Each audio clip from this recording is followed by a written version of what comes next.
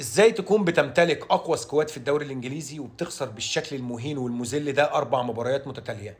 ازاي تكون عامل صفقات ما حصلتش في تاريخ ليفربول قبل كده، وجايب اقوى واهم واغلى صفقات في الدوري الانجليزي وعندك سكواد قوي جدا، وتخسر 4 مباريات متتاليه في الدوري الانجليزي بالشكل المذل ده؟ الامور في ليفربول صعبه جدا، الوضع في ليفربول صعب جدا، ولكن اقسم لكم بالله الحل بسيط وسهل جدا. هقول لكم الحل من وجهة نظري، بس في الاول صلي على الحبيب قلبك يطيب عليه افضل الصلاة والسلام. جماعة، المشكلة في ليفربول مشكلة عدل من الدرجة الاولى، بمعنى انا بشوف من وجهة نظري ان تأثير المدرب فنيا على اي فرقة داخل ارضية الملعب بيكون 10%. 10% مش اكتر.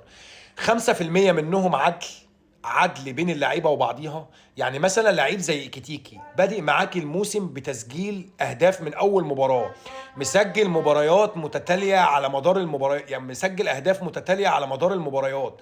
يعني تقريبا ايكيتيكي في اول 4 مباريات مع ليفربول مسجل او 4 او 5 اهداف. اما يجي لعيب من بره علشان هو نجم واسمه كبير وصفقه غاليه زي ايزاك، وتيجي تدخله على حساب لعيب زي ايكيتيكي وتكسر حظه وهو ماشيه معاه بالبلدي زي ما بنقول بالكوره، يا عم خليه هو مش نجم كبير وما عندوش الامكانيات، مع ان انا شايف عكس كده خالص.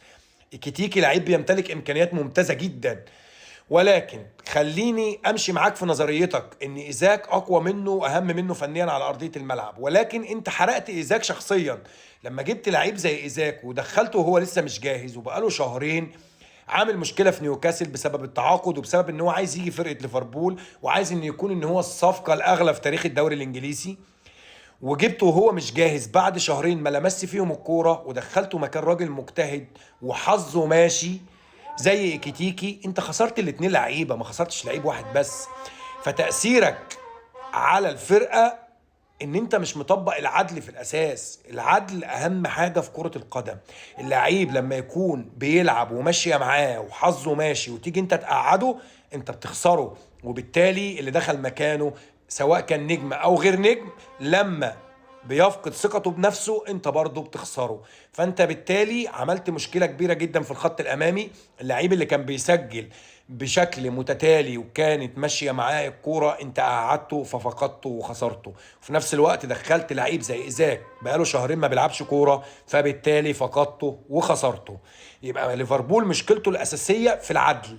العدل ان لعيب زي ماكاليستر، لعيب متألق الموسم اللي فات، لعيب كان من اهم وافضل اللعيبه مع سوبوسلاي داخل ارضيه الملعب، انت السنه دي لا تعتمد عليه بالمره بالرغم بانك عندك مشكله كبيره